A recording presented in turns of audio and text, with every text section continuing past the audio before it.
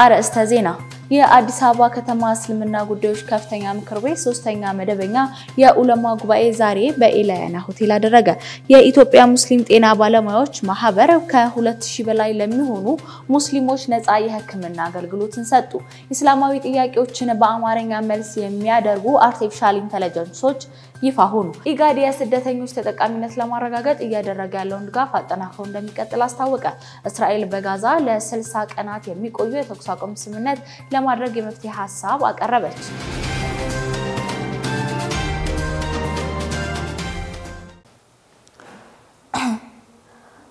አሰላሙ አለይኩም ወራህመቱላሂ ወበረካቱ የተከበራችሁ ተመልካቾቻችን የነጃሺ መረጃችን ጀምሯል።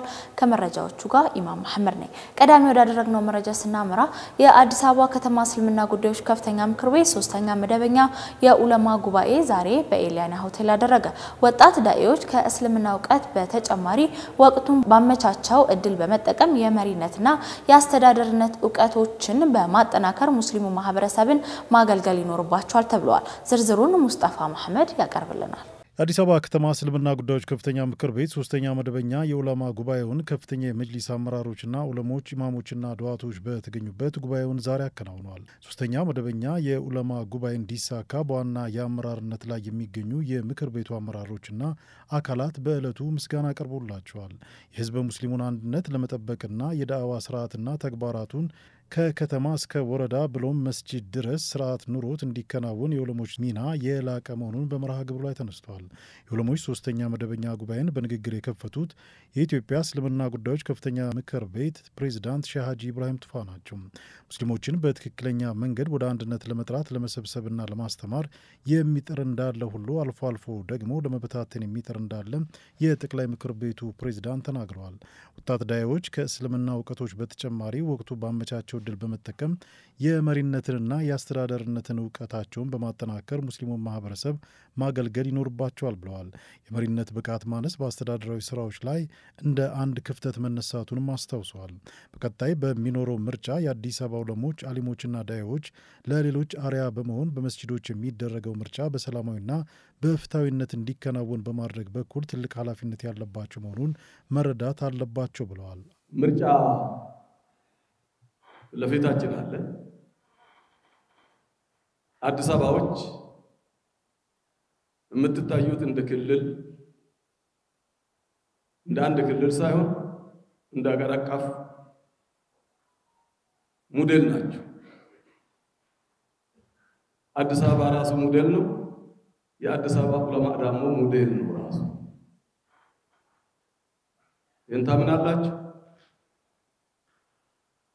ስለዚህ እናንተ ሞዴል የሆናችሁና ሞዴል ቦታ ያዛችሁ ቀሪው ህዝብ እናንተን ሰምቶ አይቶ ሰላም ስትሆኑ ሰላም፣ ጫቅጫቃ ስትሆኑ ደግሞ ሌላው አጭበርባሪ ይሆናል። ግልጽ ነው የአማርኛ። ስለዚህ ይሄ ምርጫ በተለይ የመስጂድ ምርጫ እንዲሳካ ትልቅ ሚና መጫወት ያለባችሁ እናንተ ኡለማዎች፣ ኢማሞች፣ ኸጢቦች ናቸው። ኢማሞች፣ ኸጢቦች እንዲሁም ደግሞ የመስጂድ ኮሚቴዎች ሁለት ትላልቅ ሚና አላቸው። ሶስተኛ የላቸው። መምረጥ የእናንተ ሚና ነው። መመረጥ የእናንተ ሚና ነው። ከሁለቱ ውጪ መሆን አትችሉም። አዲስ አበባ ከተማ እስልምና ጉዳዮች ከፍተኛ ምክር ቤት ፕሬዝዳንት ሼህ ሱልጣን አማኒባ በበኩላቸው በአዲስ አበባ የሚገኙ የከተማ የክፍለ ከተማና የወረዳ ኡለሞች ስብሰባ ለማድረግ በአንድ ላይ መገኘት ለየት እንደሚያደርገው ተናግረዋል። ሼህ ሱልጣን አማን አያይዘውም ይህ የኡለሞች ስብሰባ በረጅም ጊዜ ለአስጨራሽ ሂደትና ጥረት የተሳካ መሆኑን አስታውሰዋል። የኢትዮጵያ ኡለሞች በህዝበ ሙስሊሙ መካከል ለሚፈጠሩ አለመግባባቶች ለፍትህ ዘብ በመቆምና የሙስሊሙን አንድነት በመጠበቅ የኡለሞች ሚና የላቀ መሆኑን አስታውሰዋል። አስታውሰዋል። በመርሃ ግብሩ ላይ የኢትዮጵያ እስልምና ጉዳዮች ከፍተኛ ጠቅላይ ምክር ቤት ፕሬዝዳንት ሼህ ሀጂ ኢብራሂም ቱፋ፣ አዲስ አበባ ከተማ እስልምና ጉዳዮች ከፍተኛ ምክር ቤት ፕሬዝዳንት ሼህ ሱልጣን አማኒባ፣ የዑለማ ምክር ቤት ምክትል ሰብሳቢና የፈትዋቢ ኮሚቴ ሰብሳቢ የሆኑት ዶክተር ጄላን ሀድር ገመዳ፣ ዑለሞች፣ አሊሞችና ዳዮች በመርሃ ግብሩ ላይ ተገኝተዋል።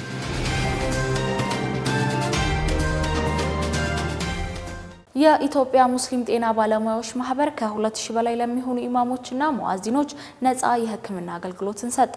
ማህበሩ ሙስሊም ማህበረሰብ በጤናው ዘርፍ ያለበትን ክፍተት ለመቅረፍና በበጎ ፈቃደኝነት ለማገልገል ተቀዳሚ ዓላማውን አድርጎ መነሳቱን በማስመልከት ነፃ የሕክምና አገልግሎት ለ19ኛ ጊዜ በትላንትናው ዕለትም ሰጥቷል። ዝርዝሩን ተከታትለን እንመለስ። የኢትዮጵያ ሙስሊሞች ጤና ባለሙያዎች ማህበር በአዲስ አበባ ከተማ እስልምና ጉዳዮች ከፍተኛ ምክር ቤት ግቢ ውስጥ ባዘጋጀው ነፃ የሕክምና አገልግሎት ለኢማሞች ለሙአዚኖችና ለሀዲሞች ሙሉ ሕክምና በነፃ የመድኃኒት አቅርቦት ጋር ማቅረቡን አሳውቋል። በትናንትናው ዕለት የተደረገው አጠቃላይ ነፃ የሕክምና አገልግሎቱ ከ3 ሚሊዮን ብር በላይ የሚገመት እንደሆነ የገለጹት የኢትዮጵያ ሙስሊሞች ጤና ባለሙያ ማህበር ዋና ስራ አስኪያጅ የሆኑት ሀያት ፈድሉ ናቸው። ዋና ስራ አስኪያጇ አያይዘውም በአዲስ አበባ ሙስሊሞች ማህበር እያገለገሉ ለሚገኙ ኢማሞች ሙአዚኖችና ሀዲሞች በነፃ እንዲታከሙ ምክንያት መሆኑን ለኢትዮጵያ ሙስሊሞች ጤና ባለሙያዎች ማህበር ትልቅ እድል መሆኑንም ተናግረዋል። የአዲስ አበባ መጅሊስ ቦታውን መፍቀዱንና ኢማሞችና ሙአዚኖችን እንዲገኙ በማድረግ ላደረገው ትብብር እንዲሁም በዛሬው የነፃ ሕክምና አገልግሎት ላይ ውድ ጊዜያቸውን መስዋዕት በማድረግ ለተሳተፉ ዶክተሮች በሙሉ የማህበሩ ስራ አስኪያጅ ምስጋናቸውን አቅርበዋል። ታርጌቱን ያደረገው አዲስ አበባ ላይ የሚገኙ ኢማሞችና ሙአዚኖች ላይ ነውና ሁሌ በየመስጂዱ ሁላችንም ከነሱ ጋር የሆነ ቁርኝነት አለን አይደል? በየመስጂዱ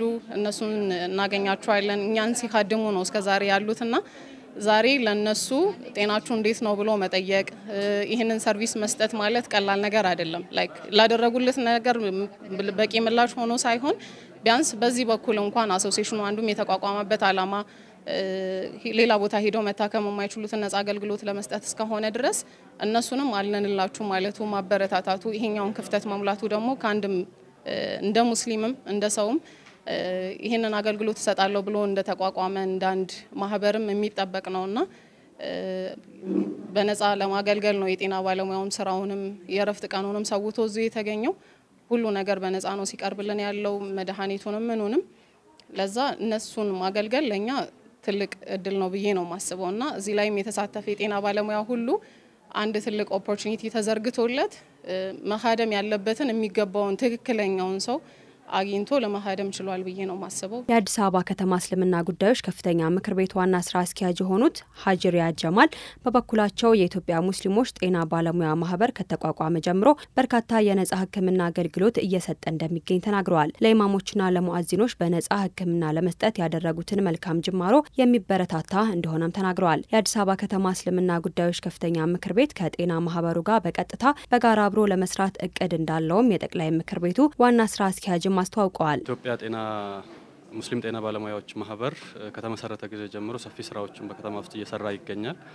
በኢድ ቦታዎች ላይ ተገኝቶ ኤመርጀንሲ በተለይ አደጋዎች ሲከሰቱ ኤመርጀንሲ ህክምናዎችን ሲሰጡ ነበረ። አሁን ደግሞ በተደራጀ መልኩ በምክር ቤቱ ቅጥር ግቢ ተገኝተው ለሁሉም ኢማሞች፣ ምክትል ኢማሞችና ቀብር ላይ ለሚሰሩ ለመስጂድ ኻዲሞች የህክምና አገልግሎት እየሰጡ ይገኛል። ይሄ ውይይት የተጀመረው ከሁለት ወር በፊት ነው ከኢትዮጵያ ሙስሊም ጤና ባለሙያዎች ማህበር ጋር። ዛሬ አልহামዱሊላህ ቀጠሮ ተይዞ ግንቦት 10 ላይ ሙሉ ቀን ለኢማሞቻችንና ሙአዚኖቻችን የነፃ አገልግሎት ህክምና እየሰጠ ይገኛል በወንድሞች በኩል ማለት ነው። የነፃ ህክምና አገልግሎት ተጠቃሚ ሆኑ የከተማዋ ኢማሞችና ሙአዚኖች ለተሰጣቸው የነፃ ህክምና አገልግሎት ምስጋናቸውን አቀርበዋል። ቀጣይነት ያለው መሆን እንዳለበትም መልእክታቸውን አስተላልፈዋል። አብዛኛው ማህበረሰባችን የሚኖረው ኑሮ ከእጅ ወደ አፍ ነው። የኑሮ ዘይቤ ማለት ነው። ያ በሆነበት ሁኔታ ማለት ነው አብዛኛው ሰው ሄዶ ሊታከም ያለኝን ችግር ለችግሬ መፍትሄ ሊፈልግ ቢል ማለት ነው ኑሮ ማልፈቀደለት ያ በሆነበት ሁኔታ ማለት ደግሞ ይሄ ማግኘቱ እኔ አልহামዱሊላህ ሆን ከምንም ነፃ ነኝ።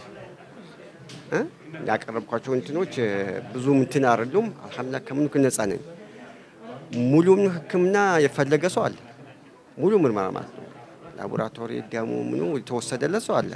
ያ ሰው በግል ልታከብል ማለት ነው በሱ አቅም ለዛው እዚህ መጅሊስ ደሞዝ ተከፋይ ሆኖ ማለት ነው በደሞዙ መታከም ማይችል ሰው ነው።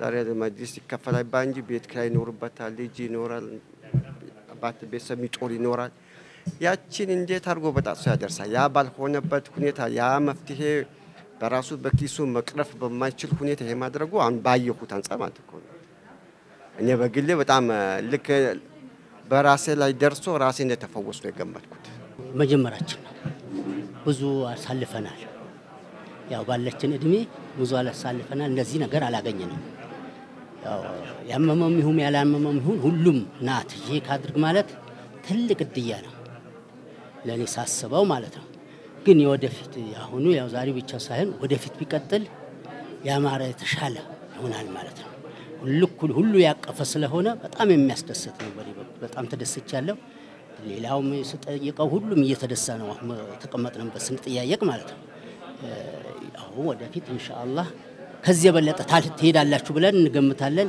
ቅዳሜ ዕለት የተሰጠው የነጻ ህክምና አገልግሎት ለ19ኛ ጊዜ እንደሆነና በቀጣይ የሚደረግ ነጻ የህክምና አገልግሎት በአፋር ክልል እንደሚሆን የኢትዮጵያ ሙስሊም ጤና ባለሙያ ማህበር በእለቱ አስታውቋል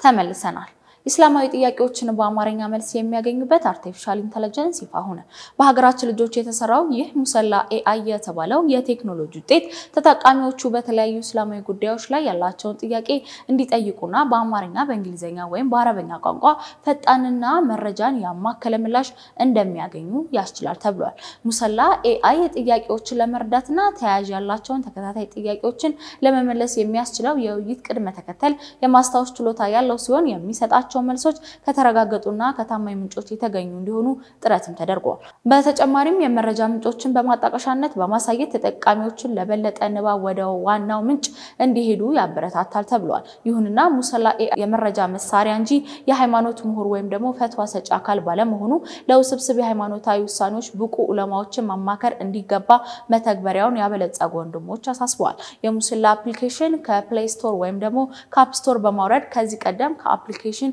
ከሚያገኙ የመስጂድና መስገጃ ቦታዎች ጥቆማ ጎን ለጎን ይህንን ኢስላማዊ ጥያቄ የሚጠይቁበት የአርቲፊሻል ኢንተለጀንስ መንገድ በተጨማሪነት ማካተቱንም ገልጸዋል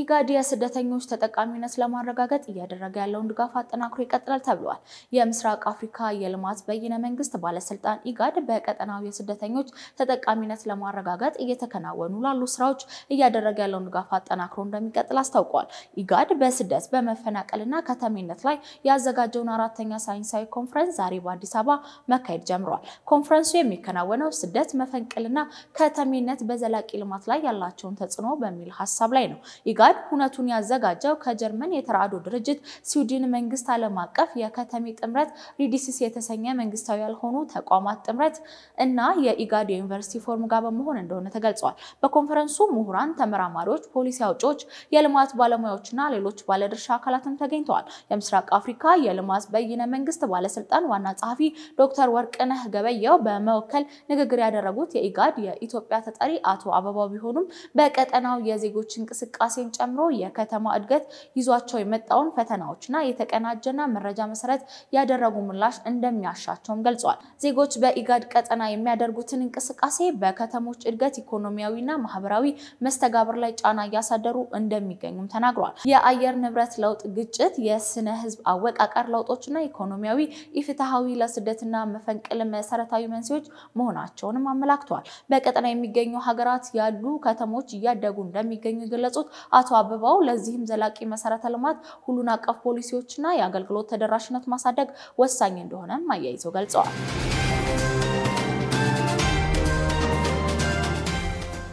ወደ ውጭ መረጃችን ስናመራ እስራኤል በጋዛ ለ60 ቀናት የሚቆዩ የተኩስ አቁም ስምምነት ለማድረግ የመፍትሄ ሐሳብ አቀረበች እስራኤል በሐማስ ከተያዙና በህይወት ካሉ ዜጎች ግማሽ የሚለቀቁ ከሆነ በጋዛ ለ60 ቀናት የሚቆዩ የተኩስ አቁም ስምምነት አደርጋለሁ ስትልም የመፍትሄ ሐሳብ አቅርባለች የሀገሪቱ ብሔራዊ ጣቢያ ስማቸው ያልተጠቀሰና ለጉዳዩ ቅርበት ያላቸው አንድ ባለስልጣን ዋቢ አድርጎ እንደዘገበው እስራኤል ይህንን ሐሳብ ያቀረበችው በኳታር ዶሃ በተካሄደው ውይይት ላይ ነው ለ60 ቀናት የሚቆየው የተኩስ አቁም ሐሳብ ፍልስጤም የሚገኙ ታጣቂ ኃይሎች ትጥቅ ማስፈታትን ጨምሮ በጦርነቱ የወደፊት ዕጣ ፈንታ ላይ ድርድር እንዲያደርጉ የሚጠይቅ መሆኑን ተገልጿል። በቀረበው የተኩስ አቁም ሐሳብ መሰረት ከሐማስ በሚፈቱ የእስራኤል ታጋቾች ምትክ የእድሜ ልክ እስራት የተፈረደባቸውና ሌሎች እስረኞችን ጨምሮ እስራኤል ወደ 1000 የሚጠጉ ፍልስጤማውያንን እንደምትለቅ መግለጹን አናዶሉ የእስራኤል ቻናል 12ን ጠቅሶ ዘግቧል። እስራኤል በጋዛ የሚገኙ የፊላደልፊያና ኔዛም ኮሪደሮችን ለቃ ለመውጣት አሁንም ፍቃደኛ ለመሆኗ የተገለጸ ሲሆን ባቀረበችው የ60 ቀናት የተኩስ አቁም ጊዜ ውስጥ ግን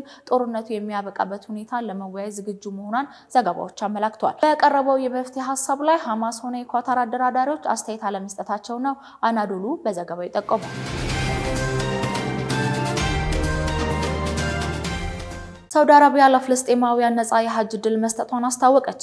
የሁለቱ የመካና መዲና ቅዱሳን መስጂድ ባለ አደራ ንጉስ ሰልማን ቢን አብዱል አዚዝ አል ሳዑድ ለ1000 ፍልስጤማውያን ሁጃጆች ሙሉ ለሙሉ ወጪያቸውን እንደሚሸፍኑ ተናግረዋል። ከፍልስጤም ሰማዕታት ቤተሰቦች እስረኞችና የቆሰሉ 1000 ወንድና ሴት ሁጃጆች በሳውዲ መንግስት ወጪያቸው ተሰናድቶ እና የዘንድሮ የ1446ኛው ዓመተ ሂጅራ የሐጅ ስነ ስርዓት እንደሚከናወን በዛሬው ዕለት ትዕዛዝ አስተላልፈዋል። ትዕዛዙ በእስልምና ጉዳዮች ሚኒስቴር በዳዕዋና መመሪያ ቁጥር ስር የሚገኙ የሁለቱ ቅዱሳን መስጂድ የሐጅና ኡምራ የእንግዳ ፕሮግራም አካል እንደሆነ ተገልጿል። ሚኒስተሩ ለፍልስጤማውያን ምዕመናን የሐጅ አፈጻጸም ለማሳለጥ ወዲያውኑ በአጠቃላይ ቅድ ማዘጋጀት መጀመሩን ገልጿል። ይህ የንጉስ ሰልማን ቢን አብዱል አዚዝ አሳኡድ ተግባር ለፍልስጤማውያን ህዝቦች ያላቸውን የማያቋርጥ አሳቢነትና ቀጣይነት ያለው ድጋፍ የሚያሳይ ነው መባሉን አረብ ኒውስ ዘግቧል።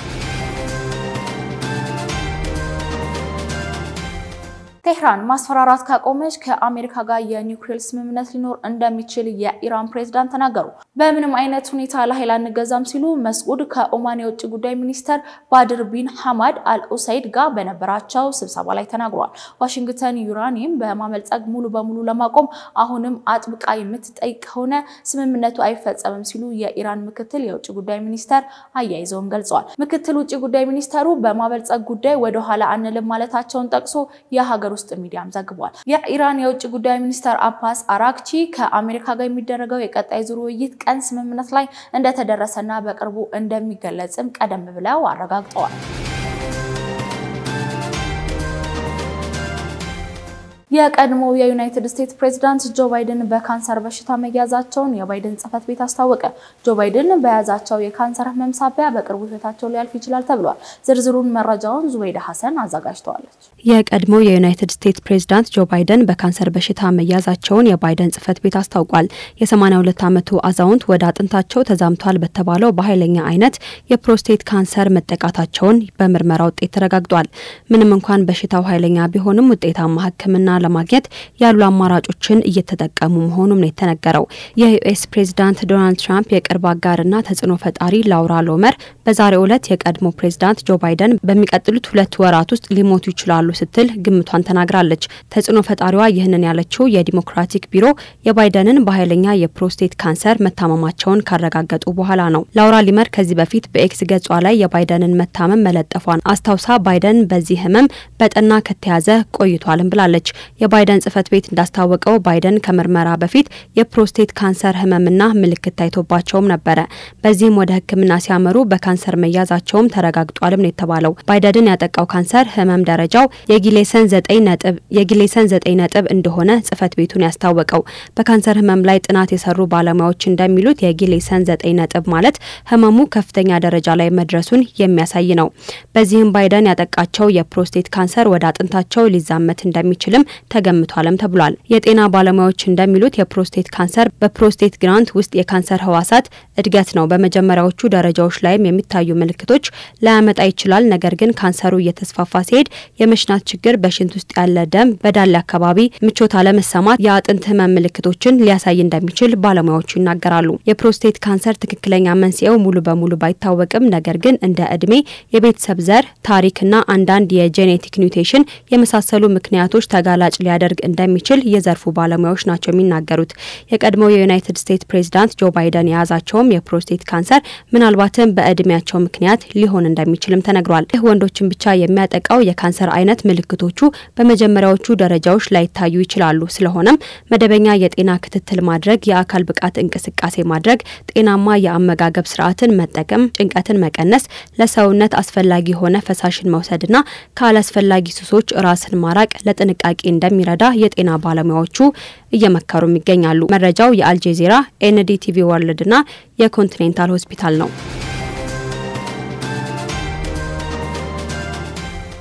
በመጨረሻ ታሪክ ለትውስታ ወደ እናንተ ምናደርስበት ሰዓት ላይ ደርሰናል። ለዛሬ መረጥንላችሁ የጥቁር ህዝቦችና የሙስሊሞች መብት ተሟጋች ስለሆነው ስለ ማልከም ኤክስ ነው። ዙበይዳ ሐሰን አዘጋጅተዋለች። ከ100 ዓመታት በፊት በፈረንጆቹ ሜይ 1925 ዓመት ላይ በአሜሪካ ኔብራስካ ግዛት ነው የተወለደው። መጀመሪያ ላይ የጥቁር ህዝቦች ነጻነት ታጋይ ነው። ከዛም ሙስሊም ከሆነ በኋላ የሙስሊሞችና የጥቁር ህዝቦች ነጻነት ታጋይም ሆኗል። ማልከም ኤክስ ይባላል። በዛሬው ታሪክ ለትውስታ መሰናዷችን ስለ ማልከም ኤክስ ህይወቱና ስራዎቹ በጥቂቱ ላስቃኛችሁ ወደድኩኝ። ማልከም ኤክስ ሙሉ ስሙ ማልከም ሊትል ነው። የማልከም ኤክስ አባት በ6 ዓመቱ በፈረንጆቹ 1931 በነጮቹ በሚመራው ብላክ ሌጀነርስ አባቱ እንደተገደለ የሚነገር ቢሆንም ባለስልጣናት ግን ይህንን በመቃወም በአደጋ ምክንያት እንደሞተም ይናገራሉ። በማደጎ ያደገው ማልከም ኤክስ ምንም እንኳን በትምህርቱ ጎበዝ ቢሆንም በተለያዩ ምክንያቶች ትምህርቱን ሊያቋርጥ ችሏል። ኋላ ላይም በተለያዩ ህገወጥ ስራዎች ውስጥ ተሰማርቶ በ21 ዓመቱ ለእስርም ተዳርጓል። ማልከም ኤክስ በእስር ቤት እያለ የእስልምና ሃይማኖትን በመቀበል ጥቁር ሙስሊሞችን ተቀላቀለ። ኤክስ የሚለውን ስም በእስር ቤት እያለ የወጣለት ስም ነው። ከ6 ዓመታት እስር በኋላ የተለቀቀውና በጊዜው በኦላይጃ መሐመድ የሚመራው የኔሽን ኦፍ ኢስላምን የተቀላቀለው ማልከም ኤክስ 400 የነበሩ አባላቶቹን በንግግር ችሎታው ከሌሎቹ ጋር በመሆን ወደ 40,000 እንዲደርሱም አድርጓቸዋል። በወቅቱ ማርቲን ሉተር ኪንግ በጥቁር ክርስቲያኖች በኩል የእኩልነት እንቅስቃሴን ሲያደርግ፣ ማልከም ኤክስ ደግሞ በሙስሊሞች በእኩል እንቅስቃሴ እያደረገም ነበር። ከወቅቱ ጥቁር ቦክሰኛ መሐመድ አሊ ጋም ወዳጅ ለመሆን ችሎ እንደነበረም ይነገራል። ማልከም ኤክስ ከኔሽን ኦፍ ኢስላም መሪ አላጅ መሐመድ ጋር ቅራኔው ሲገባና ኔሽን ኦፍ ኢስላምን ሲለቅ ወደ ሳዑዲ አረቢያ መካ በመሄድ የሐጅ ጉዞ በማድረግ ስሙን አልሃጂ ማልከም ኤልሻባዝ በሚልም ቀይሮታል። የአፍሮ አሜሪካን አንድነት ድርጅትን ያቋቋመው ማልከም ኤክስ የእኩልነት ትግሉን ከበፊቱ ረገብ ባለመልኩ እያደረገ በነበረበት ወቅት የአፍሮ አሜሪካን አንድነት ድርጅትን ያቋቋመው ማልከም ኤክስ የእኩልነት ትግሉን ከበፊቱ ረገብ ባለመልኩ እያደረገ በነበረበት ወቅት በፈረንጆቹ 1965 ንግግር እያደረገ ያለ በተከፈተ ተኩስ ህይወቱ አልፏል። ማልከም ኤክስ በሰራቸው የነጻነት ትግልና በተናገራቸው ዘመናዊ ሽሬ ንግግሮች ዛሬም ድረስ በብዙ ጥቁር አሜሪካንና በብዙ ሙስሊሞች ዘንድ ዛሬም ድረስ እየታወሰ ይገኛል።